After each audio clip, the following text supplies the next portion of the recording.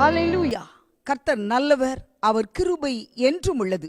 தேவாதி தேவனுடைய நாமத்தின்படி மறுபடியும் இன்றைக்கு நாம் ஒவ்வொருவரையும் சந்திப்பதற்கு கர்த்தர் கிருபை கொடுத்திருக்கிறார். கிருபையினால் கிருபையினால் கிருபையினால் நம்முடைய வாழ்க்கை அருமையாகிறது. அவருடைய அருமையான செட்டைகளின் கீழ் நாம் வந்திருக்கிறோம். அவருடைய செட்டைகளின் நிழல் நமக்கு நிறைவை கொடுக்கிறது. நிறைவான செட்டை என்று அதற்கு ஒரு பெயர் உண்டு. அந்த நிறைவான செட்டையின் கீழ் வருகிறவர்கள் அருமையான வாழ்க்கையை பெற்றுக்கொள்வார்கள். இதில் சந்தேகம் ஒன்றுமே இல்லை. சந்தேகம் இல்லாத ஒரு வாழ்க்கை. ஹல்லேலூயா. நம் ஒவ்வொருவரையும் உண்மையாக உற்சாகப்படுத்துகிற ஒரு நாமம் இருக்கிறது. அந்த நாமம் தான் ஆண்டவராகிய இயேசு கிறிஸ்து என்ற உயர்ந்த நாமம். ஏன் அவர் நம் உயர்ந்த நாமம் உயர்ந்த நாமம் என்று நாம் சொல்லிக்கொண்டே இருக்கிறோம். நம்மை உயர்த்துகிறவர் அவர் மாத்திரமே. இந்த உலகத்தில் மனிதர்கள் ஒருவரை ஒருவர் உயர்த்த முடியாது. ஆனால் தேவனை நம்பி நாம் வாழும்போது சேனைகளின் தேவனாகிய கர்த்தருடைய நாமத்தை, அவருடைய நாமத்தை நம்பி நாம் வாழும்போது நம்முடைய வாழ்க்கையில் நிச்சயமான உயர்வுகளை நாம் பெற்றுக்கொள்ளுகிறோம். ஹல்லேலூயா. அந்த உயர்வுக்குள்ளாய் கொண்டு போகிற தேவன் இன்றைக்கு அருமையாய் நம்மை அழைக்கிறார். சேனைகளின் கர்த்தர் அவரது நாமம், உண்மை உள்ளவர் என்பது அவர் அடையாளம். அவருக்கு ஒரு அடையாளம் இருக்கிறது. அவர் உண்மை உள்ளவர், அவர் உயர்ந்தவர், அவர் உண்மையுள்ளவர். சேனைகளின் கர்த்தர் என்பது அவருக்கு ஒரு பெயராக இருக்கிறது. அப்போ அவருடைய பெயரை, அவருடைய நாமத்தை நாம் உச்சரிக்கும் போது, அதை பாடும்போது நம்முடைய இருதயமெல்லாம் மகிழ்ச்சி அடைகிறது. நம்முடைய இருதயம் மாத்திரமல்ல, நம்முடைய வாழ்க்கைக்கு மகிழ்ச்சி வேண்டுமானால் அவரை நாம் பாடிக்கொண்டே இருக்க வேண்டும். ஏன்னா அவரை பாடும் பொழுதும் அவரை தேடும் பொழுதும் நாம் எவ்வளவு வேதனையான ஒரு சூழ்நிலையில், துன்பத்தில், நெருக்கத்தில், வியாதியின் வேதனையில் நம்ம இருந்தோம் என்றாலும் அவரை தேடிவிட்டு வரும்பொழுது அவைகள் எல்லாம் நம்மை விட்டு நீங்கி இருக்கும். நமக்கு ஒரு பரிபூர்ண சந்தோஷம் உண்டாயிருக்கும். ஏனென்றால் அவரிடத்துல நம்ம போகும்போது எப்படி போறோமா, போகும்போது யாக்கோபாக ஓடினேன், திரும்பும் போது இஸ்ரவேலாக திரும்பினேன். போகும்போது யாக்கோபாக ஓடினேன், திரும்பும் போது இஸ்ரவேலாக திரும்பினேன். பாதை முழுவதும் சூழ்ச்சிகள் இருந்தும் கிருபை விலகல, அவர் உண்மை என்னை சூழ்ந்ததால சற்றும் சறுக்கல. உண்மை அது அவர் நாமம், உண்மை அவர் அடையாளம், உண்மை அவர் ஆதாரம். சேனைகளின் கர்த்தர், சேனைகளின் கர்த்தர், அவர் சொல்லும் போது எப்படி நடக்கும்னு யாருக்கும் தெரியாது. அவர் செய்த பின்பு எப்படி நடந்தது எவருக்கும் புரியாது. பாருங்க, அவர் சொல்லும்போது நம்முடைய சூழ்நிலைகளை பார்த்து இது எப்படி நடக்கும்னு நமக்கு ஒரு புரிதலே இருக்காது, நமக்கு ஒரு அறிதலே இருக்காது. ஆனால் அவர் செய்து முடித்த பின்பு நம்ம அப்படி கொஞ்சம் திரும்பி பார்த்தோம்னா இது எப்படி நடந்தது, இது யாரால் நடந்தது, இது யாரை கொண்டு நடந்தது என்று நமக்கு ஒரு வியப்பை கொடுக்கிறவர். உண்மை அது அவர் நாமம், உண்மை அவர் அடையாளம், உண்மை அவர் ஆதாரம். சேனைகளின் கர்த்தர், சேனைகளின் கர்த்தர். போகும்போது யாக்கோபு மாதிரி பாவியா போனேன், அவருடைய சமூகத்தில் அமர்ந்திருந்தேன். அப்படியே அமர அமர என் பாவமெல்லாம் என்னை விட்டு நீங்குகிறது, என் வேதனை எல்லாம் என்னை விட்டு நீங்குகிறது, என் பலட்சயம் என்னை விட்டு விலகி போகிறது, கட்டுகள் எல்லாம் அறுக்கப்படுகிறது. போகும்போது யாக்கோபாக ஓடினேன். பாருங்க, அப்படியே தான் நான் ஓடி போறேன். திரும்பும் போது இஸ்ரவேலாக திரும்பினேன். போகும்போது பாவ கட்டுகளோடு போகிறேன், திரும்பி வரும்போது இஸ்ரவேலே நீ என் தாசன், நீ என்னால் மறக்கப்படுவதில்லை என்று சொல்லி அவர் தம்முடைய அடையாளத்தை எனக்கு வைத்து போகிறார். அதனால் நான் சொல்லுகிறேன், சேனைகளின் கர்த்தர் அவரது நாமம், உண்மை உள்ளவர் என்பது அவர் அடையாளம். அப்போ அவருடைய உண்மைக்கும் அவருடைய நாமத்திற்கும் நானும் நீங்களும் அடையாளம் என்று முத்திரையிடப்பட்டிருக்கிறோம். ஹல்லேலூயா. அந்த முத்திரைக்குள்ளாய் வாழ்ந்து கொண்டிருக்கிற நாம் உண்மையாகவே அவருடைய செட்டையின் மறைவுக்குள்ளாய் இருக்கிறோம். அந்த செட்டையின் மறைவு நிறைவானதாய் இருக்கிறது.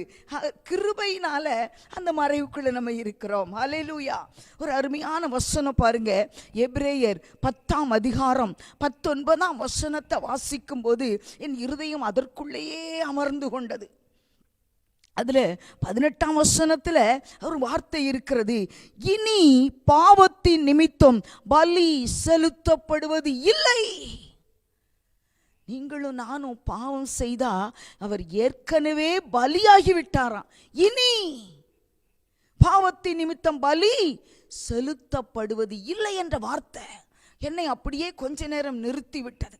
பழைய ஏற்பாட்டின் காலத்தில் எப்படி நடந்தது? ஒவ்வொரு பாவத்திற்கும் அவர்கள் பலி செலுத்தி பரிகாரம் தேடினார்கள். இதில் நம்ம நல்லா யோசிச்சு பார்க்கலாம். பணக்காரன் எவ்வளவு பாவனாலும் செய்வான், அப்படிதானே? பாவம் செஞ்சுட்டு வந்து பலி செலுத்திடுவான். பலி செலுத்தினோடனே பாவம் நிவர்த்தி ஆயிரும், அதோடு சரி. அதே ஒரு கஷ்டப்பட்டவன், ஒரு ஏழை பாவம் செய்தான்னா அவனுக்கு ஓடி ஓடி போய் பலி செலுத்துவதற்கு அவனுக்கு ஆடு வாங்க முடியுமா, மாடு வாங்க முடியுமா? இப்படிப்பட்ட ஆடு மாடுகளையெல்லாம் வாங்கி பலியை செலுத்துகிறது, தின்ப போய் பாவம் செய்கிறது தான் நடந்து கொண்டே இருந்தது. இதிலேயே நீங்க பார்த்தீங்கன்னா அங்கே ஒரு இடத்துல அழகா சொல்லுது, 11ஆம் வசனத்துல, ஒரே வித பலிகளை அநேகம் தரம் செலுத்தி வருகிறவனாகும் ஆசாரியன் நிற்பான் என்று எழுதப்பட்டு இருக்கிறது. ஒரே வித பலியை ஒரு நாளைக்கு எத்தனை தரமோ அவன் செலுத்த வேண்டியது இருக்கு. ஏன்னா எவ்வளவு ஜனங்கள் இருக்கிறாங்க. ஒரே பாவத்தை செய்துட்டு ஒரே மாதிரி பலிகளை செலுத்துவதற்கு வர ஜனங்கள் என்ன செய்வாங்க? வந்து நின்று கொண்டே இருப்பார்கள். அப்போ அந்த ஆசாரியனுக்கு உட்கார்றது கூட நேரம் இல்லை, பலி செலுத்தி கொண்டே இருக்கணும். பாவம் செய்கிற ஜனங்கள் வந்து வரிசையில் நின்று பலி செலுத்த செலுத்த அந்த ஆசாரியன் நிற்பான். ஆனா இந்த மகா பரிசுத்தமான ஆசாரியரோ உங்களுக்காகவும் எனக்காகவும் ஒரே பலியாக தன்னை ஒப்பு கொடுத்து இன்றைக்கு பிதாவினுடைய வலது பார்சத்தில் உட்கார்ந்திருக்கிறார். நம்மை அமர பண்ணுகிற கர்த்தர், நம்மை அமர்ந்திருக்க செய்கிற கர்த்தர். இனி பாவம் நம்மை ஆண்டு கொள்ளாதபடிக்கு ஒரே பலி, இனி பாவத்தின் நிமித்தம் பலி செலுத்தப்படுவது இல்லையே. ஏன்னா அவைகள் மன்னிக்கப்பட்டது உண்டானால், அப்போ மன்னிக்கப்பட்டது உண்டானால் மன்னிப்பு என்ற ஒன்றை பெற்று தருவதற்காகத்தான் இந்த 19ஆம் வசனத்தில் அவர் நமக்காக, அவருடைய ஏம் என்னன்னா, சகோதரரே, நாம் பரிசுத்த ஸ்தலத்தில் பிரவேசிப்பதற்கு நம்ம எல்லாரும் எங்க போகணும்?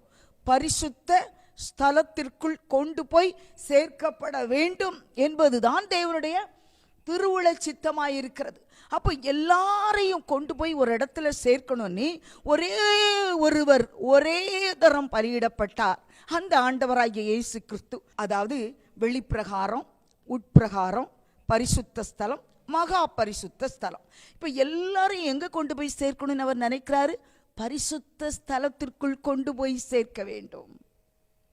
அதனாலதான் இயேசுவானவர் தமது மாம்சமாகிய திரையின் வழியாய் புதிதும் ஜீவனுமான மார்க்கத்தை நமக்கு உண்டு பண்ணினபடியால், தொடர்ந்து இருக்கு வசனம், அதுல பார்க்கலாம். அப்போ அவருக்கு என்ன இருக்கிறதுனா, எல்லாரும் எங்க வரணும்? பரிசுத்த ஸ்தலத்துக்குள்ள.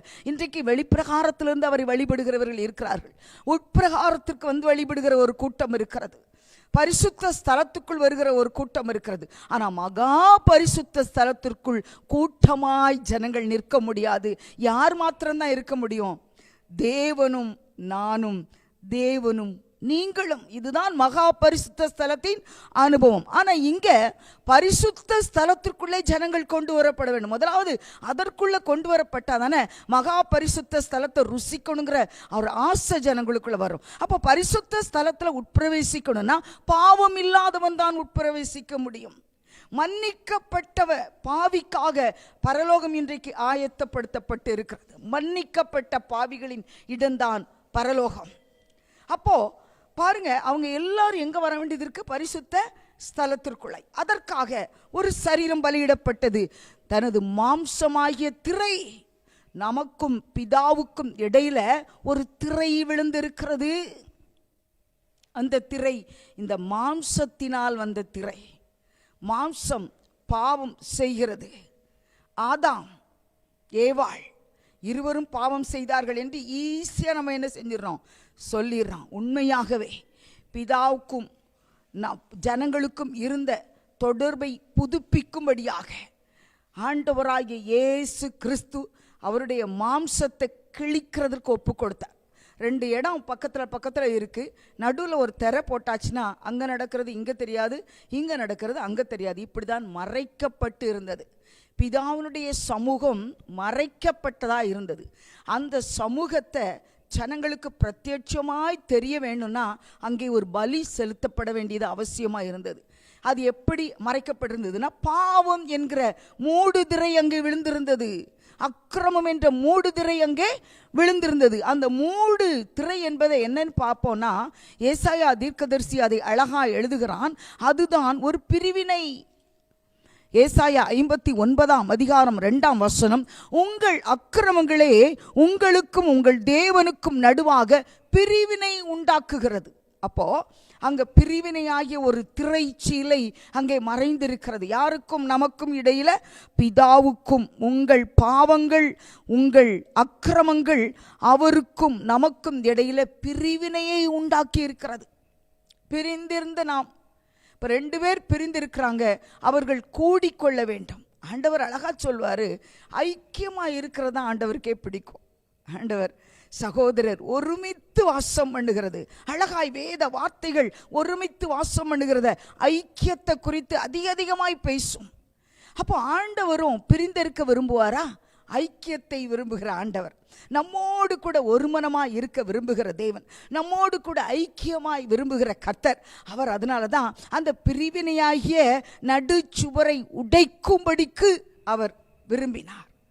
பிரிவினையா என்ன இருக்குது? ஒரு நடுச்சுவர் இருக்கிறது, ஒரு திரைச்சீலை இருக்கிறது. அது உடைக்கப்பட வேண்டும், அது கிழிக்கப்பட வேண்டும். அப்போ இவர் தன்னுடைய சரீரத்தை, அவர் மாம்சத்தில் வந்து இந்த மாம்சத்தில் செய்த பாவத்தின் நிமித்தம் உண்டான அந்த திரையை, நமக்கும் பிதாவுக்கும் இடையில உண்டான அந்த மறைவை அவர் கிழித்தார். அவருடைய சரீரம் கிழிக்கப்பட்டது. அப்போ ஒரு சரீரம் கிழிக்கப்படும் பொழுது அங்கே ஒரு பாதை தெரிகிறது. பாதை தெரியாம மனுஷன் அப்படியே மிரண்டு போய் உட்கார்ந்துருக்கிறான். எப்படி தேவனை நான் பெற்றுக்கொள்ள முடியும்? எப்படி பிதாவை நான் அணுக முடியும்? பாதை தெரியல. பாதை தெரியாத இடத்துல நமக்கு ஒரு பாதையை உண்டு பண்ண வந்தவர் தான் ஆண்டவராய் இயேசு கிறிஸ்து. வழி என்றால் எது? அது ஜீவ வழி. வழி காட்டிட வந்தவர் யார்? அவர் இயேசு. வழி காட்டிட வந்தவர் யார்? அவர் இயேசு. அப்போ வழி காட்டிட வந்தவர் தான் இந்த மாம்சத்தை கிழிக்க ஒப்பு கொடுத்தார். அந்த திரை கிழிக்கப்படுகிறது. திரை கீழிருந்து மேலாக கிழிந்ததா, மேலிருந்து கீழாக கிழிந்ததா? திரை மேலிருந்து கீழாக கிழிக்கப்பட்டது. வானத்திலிருந்து அனுப்பப்பட்ட வானாதி வானவர் அனுப்பின மண்ணானவராய் வந்து மண்ணுக்குரிய சாயலை தரித்த அந்த ஆண்டவராகிய இயேசு கிறிஸ்துவின் திரையாகிய இந்த சரீரம் கிழிக்கப்பட்டது. அப்போ இனி பாவம் செய்கிற இந்த சரீரம் செத்து அநேகர் நீதிக்கு பிழைத்திருக்கும்படிக்கு நீங்கள் மரித்தீர்கள் என்று வேதம் சொல்லுகிறது. எதில் மரித்திருக்கிறோம்? ஞானஸ்நானத்தின் மூலமாய் நீங்கள் மரித்தீர்கள். இப்பொழுது நீதிக்கு பிழைத்திருக்கிறோம். நீதியாகிய கிறிஸ்துக்குள்ளாய் நாம் எல்லாரும் பிழைத்து வந்திருக்கிறோம். அப்போ ஒரு இடத்துல மரிக்கிறோம், ஞானஸ்நானத்தில் நம்ம மரிச்சிட்டோம். எதற்கு? பாவத்திற்கு மரித்து விட்டோம். இயேசு கிறிஸ்துவின் சரீரம் ஒவ்வொருவரையும் பரிசுத்த ஸ்தலத்தில் கொண்டு போய் சேர்க்கிறதற்காக இந்த சரீரம் மரணத்தை சந்தித்தது. இனி இந்த சரீரத்தில் இருக்கிற ஒரு ஜனமும் மீட்கப்படும்படிக்கு இந்த சரீரத்தை அவர் கிறிஸ்துவின் சரீரம் ஒப்பு கொடுக்கப்பட்டது. நமக்கு ஒரு பாதையை, ஒரு வழியை அந்த சரீரமாகிய திரை கிழிக்கப்பட்டது நிமித்தமாய் நம்ம ஈஸியாக என்ன பண்ணுறோம்? நடந்து போகிறோம். எப்படி ஈஸியாக நடந்து போகிறோம்? செங்கடல் செங்கடல் அவர் சொல்ல ரெண்டாய் நின்றது, பெரும் கோட்டை ஒன்று தாரை மட்டமானது. ஹல்லேலூயா. அப்படி பாடுறோம் பார்த்தீங்களா? எவ்வளவு அருமையான பாடல். ஏனென்றால் அவர் ஜீவனுள்ளவர், அவர் ஜீவ மார்க்கத்தை நமக்கு தெரிவிக்கிறவர். நமக்குள்ள இந்த ஜீவன் இருக்கிறது, நமக்குள்ள நித்திய ஜீவன் இருக்கிறது. அது பொங்கி பெருகி ஓடுகிற ஒரு நதியாய் ஓடிக்கொண்டு இருக்கிறது. ஹல்லேலூயா. அந்த ஜீவ மார்க்கம், மார்க்கம் என்றால் வழி, அந்த வழியை காண்பிக்கிறதற்காகத்தான் இந்த திரைச்சீலை கிழிக்கப்பட்டது. அது புதிதும் ஜீவனுமான மார்க்கம், அது புதிதான வழி, அது ஜீவனுள்ள வழி. செங்கடல் அடைக்கப்பட்டிருக்கிறது. ஒரு பக்கம் பார்வோனின் சேனை திரண்டு வருகிறது. முன்ன பார்க்கும்போது பெரிய கடல், எப்படி போக முடியும்? வழியே இல்லாத இடத்தில் வழி உண்டாக்குகிற கர்த்தர் நமக்கு இருக்கிறார் என்று நிரூபணம் பண்ணின பிதாவாகிய தேவன், அதை போலவே இன்றைக்கும் தேவாதி தேவன் ஆண்டவராகிய இயேசு கிறிஸ்து என்கிற திரையின் வழியாக, பாருங்க, தமது மாம்சமாகிய திரையின் வழியாக புதிதும் ஜீவனுமான மார்க்கம் என்றால் வழி, வழியை நமக்கு உண்டு பண்ணினபடினால் நமக்கு ஒரு வழி உண்டு பண்ணப்பட்டு இருக்கிறது. அந்த வழியின் வழியாக நம்ம போகும்போது திசை கெட்டு போவது இல்லை. வேதம் அழகாய் சொல்லுகிறது. ஏசாயா 35 ஒரு வசனம் இருக்கிறது, நீங்கள் பேதையராய் இருந்தாலும் திசை கெட்டு போவதில்லை. நாங்கள் பேதைகள், ஒண்ணுமே தெரியாது, எனக்கு அறிவு கிடையாது, ஞானம் இல்லை, புத்தியும் இல்லை, நான் எப்படி எந்த வழியில போக போறேன்னு சில காரியங்களுக்காக நீங்க முழிச்சிட்டு உட்கார்ந்துட்டு இருக்கிறீங்க. எப்படி நாங்க இதை போய் செய்கிறது? இன்னைக்கு கூட அந்த மாதிரி ஒரு காரியத்தை நாங்கள் இன்னைக்கு காலையில் வந்து ஒரு ஃபோன் கால் மூலமாக நாங்கள் பேசிக்கொண்டு இருந்தோம். இதற்கு என்ன வழி என்று தெரியவில்லையே, என்ன முடிவு எடுப்பது என்று தெரியலை. இப்போதும் வாழ்க்கைக்கான வழி தெரியலை. திருமண காரியத்தில் முடிவெடுக்கிறதற்கு எப்படி முடிவெடுப்பது என்று தெரியலை. எந்த மாப்பிள்ளைக்கு முடிவெடுப்பது, எந்த பெண் நமக்கு சரியாக இருப்பாள் என்று முடிவெடுக்கிறதுன்னு தெரியலை. ஆனால் முடிவெடுக்கிறதற்கு ஒரு வழி இருக்கிறது. கிறிஸ்து தேவ சமூகத்தில் போய் அமர்ந்து விடுங்கள். குழப்பம் இல்லாமல் முடிவெடுக்க வேண்டுமானா இருக்கிறது ஒரே சமூகம், ஏசு கிறிஸ்துவானவருடைய சமூகம் தான். அங்கே போய் உட்கார்ந்துட்டோம் சொன்னா குழப்பம் இல்லாமல் முடிவெடுக்க முடியும். ஏன்னா அது புதிதான ஒரு வழி, ஜீவனுள்ள ஒரு வழி அது நமக்கு காட்டும். பேதையாக நின்றுக்கிட்டு இருக்கோம்ல, நமக்கு வழி தெரியலல்ல. அப்போ வழி தெரியலன்னா நம்ம கையை பிடிச்சி யாராவது நடத்திட்டு போனால் எப்படி இருக்கும்? அப்படி வந்து நம்மை நடத்துகிறவர் பரிசுத்த ஆவியானவர். சுத்தமுள்ள தேவன் சுத்தமான வழியில் நம்ம நடத்துவார். அது பரிசுத்த பாதையாயிருக்கும். திட்டுள்ளவன் அதில் உட்பிரவேசிப்பது இல்லை என்று சொன்னது போல தேவையற்றவர்களுடைய வழியிலே உட்பிரவேசியாதபடிக்கு, தேவையற்றவர்கள் வழியிலே குறுக்கிடாதபடிக்கு அவர் உண்மை உள்ள நாமத்தை உடையவர் என்பதனால அந்த வழியை நமக்கு தெளிவாய் காண்பிப்பார். நாட்களை குறித்து கொள்ளுங்கள், தீர்மானம் பண்ணுங்க. இன்னைக்கு ஒரு தீர்மானம் எடுங்க. ஆண்டவரே, நான் ஒரு 3 நாட்களை உங்கள் சமூகத்தில் அமர்ந்து கழிக்க போகிறேன். புசித்தலும் குடித்தலும் எனக்கு எப்படி அது அமையும்னு தெரியலன்னு சொல்லி ஒப்புக்கொடுங்க. புசிக்கணும்னு கர்த்தர் சொன்னால் புசிச்சுட்டு உட்காருங்க. இல்லை புசிப்பும் குடிப்புமே எனக்கு அறியாமல் இருக்குதுன்னு சொன்னால் அப்படியே தேவ சமூகத்தில் உட்காருங்க. 3 நாட்கள், 7 நாட்கள், 21 நாட்கள் நீங்கள் முன் குறித்து தேவ சமூகத்தில் உண்மையாய் அந்த காரியத்தை குறித்து அமர்ந்திருப்பீர்கள் என்றால் குழப்பமில்லாத ஒரு வழியை அவர் காண்பிக்கிறவராயிருக்கிறார். வழி இல்லாத இடத்தில் வழியை உண்டு பண்ணுகிற கர்த்தர் உங்களுக்கும் அப்படி ஒரு வழி காட்டுகிற தேவனாய் இன்றைக்கு அவர் வந்திருக்கிறார். ஹல்லேலூயா.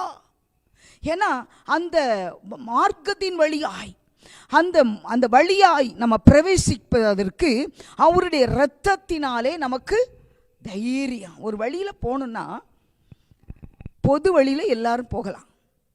குறிப்பிட்ட குடும்பங்கள் இருக்கிற வீடுகள் கட்டி வைத்திருக்கிற வழியில் போகணுன்னா குறிப்பிட்ட நபர்கள் தான் போக முடியும், எல்லாரும் போக முடியாது. எல்லாருக்கும் அது பொது வழி அல்லன்னு எழுதப்பட்டிருக்கும்.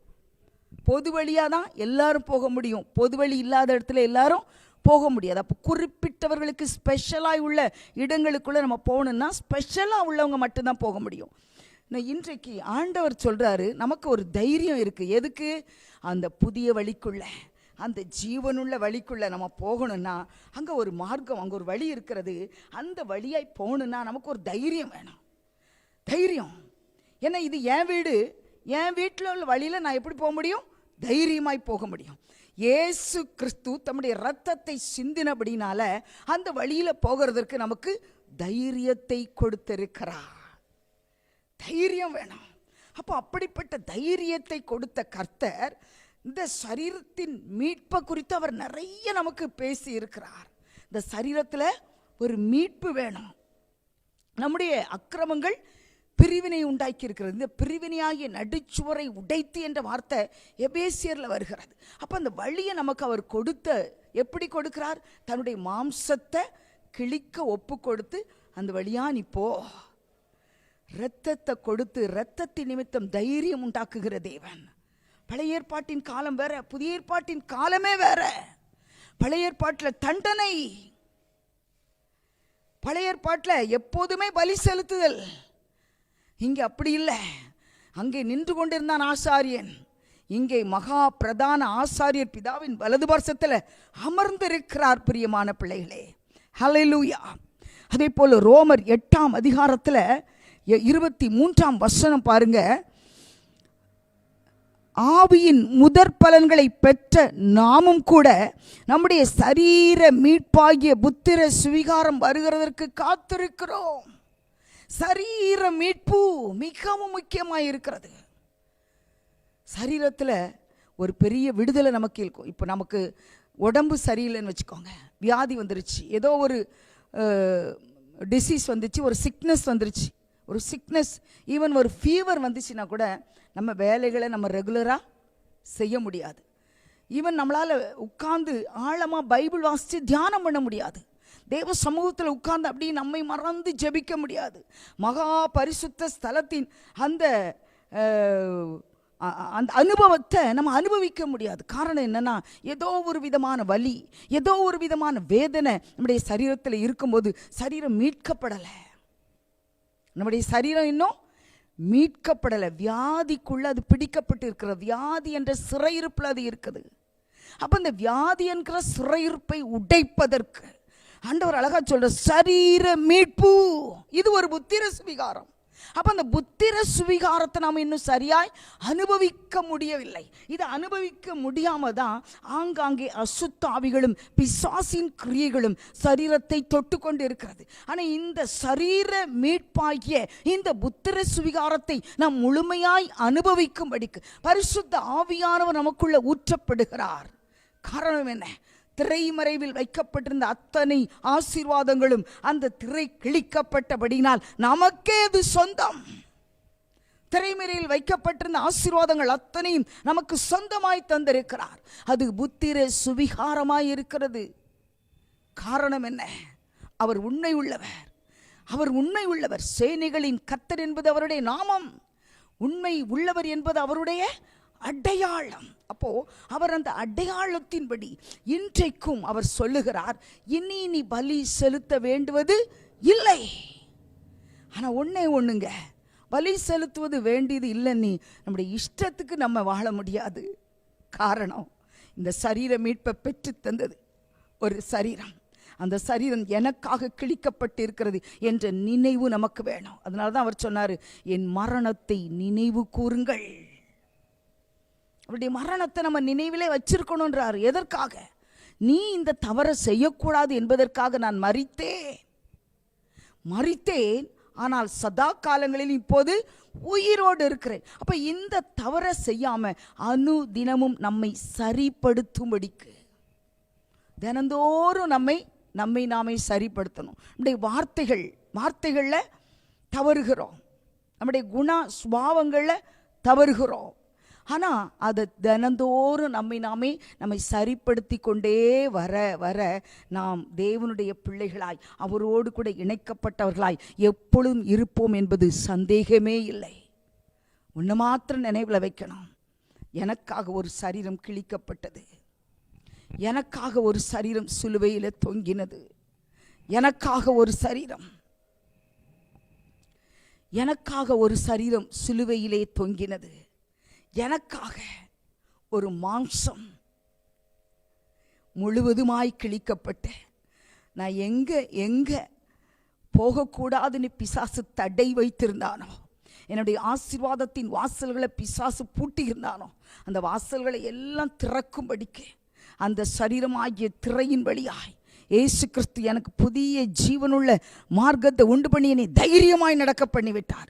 என்னுடைய ஆசீர்வாதங்களை இனி நான் சுதந்திரித்துக் கொள்ளுவேன், நான் சுதந்திரித்துக் கொள்வேன்.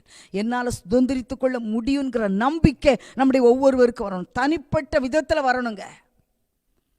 ஒவ்வொருவருக்குள்ளும் தனிப்பட்ட விதத்தில் ஒரு நம்பிக்கை உண்டாகிறதா? நம்முடைய அவநம்பிக்கைகள்லாம் மாறட்டும். அவர் எனக்குள்ள வாழ்கிறார், எனக்காக மரித்தார், எனக்காக உயிர்த்தார், எனக்குள்ள அவர் தம்முடைய வல்லமையை வைத்திருக்கிறார். ஹல்லேலூயா. அதுதான் புதிய ஜீவனுள்ள மார்க்கம், அழிவே இல்லாத ஒரு வழி. பாருங்க, நீதியின் பாதையில் ஜீவன் உண்டு, அதில் மரணம் இல்லை என்று எழுதப்பட்டு இருக்கிறது. நீதியாகிய கிறிஸ்துவின் வழியில நம்ம போகும்போது மரணம் இல்லை, அது ஜீவனுக்குரிய வழியா இருக்கிறது. நம்ம எல்லாரும் அதெல்லாம் பாதாளத்துக்குள்ள போகிற வழிக்குள்ள தான் நம்ம நின்று கொண்டு இருந்தோங்க. யாருமே ரொம்ப நல்லவங்களா பரிசுத்தமாக்கப்பட்டவர்களாய் வாழவே முடியாது இந்த வாழ்க்கை, இந்த பூமிக்குரிய வாழ்க்கையில. ஆனா இந்த ஜீவன் நமக்காக கொடுக்கப்பட்டதுனால இன்றைக்கு நீங்களும் நானும் அவருடைய நீதியை தரித்தவர்களாய் வாழ்ந்து கொண்டு இருக்கிறோம். அவருடைய நீதிக்கு அடையாளங்களாய் வாழ்ந்து கொண்டு இருக்கிறோம். அவருடைய உண்மைக்கு அடையாளங்களாய் நாம் நின்று கொண்டு இருக்கிறோம். தேவ ஆவியானவர் நம்முடைய ஒவ்வொருவரோடும் கூட அவர் இடைபடும்படிக்கு நம்மை நாமை தாழ்த்தி அர்ப்பணிக்கலாமா? எங்கள் அன்பின் பரலோக தகப்பனே, மாம்சமாகிய திரையின் வழியாய் உட்பிரவேசிக்கும்படிக்கு ஒரு புதிதான மார்க்கத்தை எங்களுக்கு தந்தீரே ஆண்டவரே. நாங்கள் சிந்திக்க முடியாதபடிக்கு ஆண்டவரே அவ்வளவு ஒரு பெரியதான ஒரு வழி கர்த்தர் எங்களுக்காக நீர் ஆயத்தப்படுத்தி வைத்து அந்த வழியாய் வரும்பொழுது நாங்கள் எல்லாரும் பரிசுத்த ஸ்தலத்துக்குள்ளே இணைக்கப்படுவோம் என்ற நம்பிக்கையில் ராஜா ஆண்டவரே அந்த தைரியத்தை உங்கள் ரத்தத்தின் வழியாக எங்களுக்கு கொடுத்துருக்கிறீங்க ராஜா. உமக்கு நன்றி. இந்த நாளிலும் வாழ்க்கையில் முடிவெடுக்க முடியாதபடி, என்ன டெசிஷன் எடுக்கணுங்கிறது தெரியாதபடி வழியிலே விழித்து கொண்டு இருக்கிற பேதேராக இருக்கிற ஒவ்வொருவருக்கும் கர்த்தர் அந்த வழிகளை நீர் காண்பிக்க போகிறபடினால் உமக்கு ஸ்தோத்திரம். பெரிய காரியங்களை செய்தருளுங்க. நசரேனாகிய இயேசு கிறிஸ்துவின் வல்லமையுள்ள நாமத்தில் பிதாவே, ஆமென், ஆமென். ஹல்லேலூயா.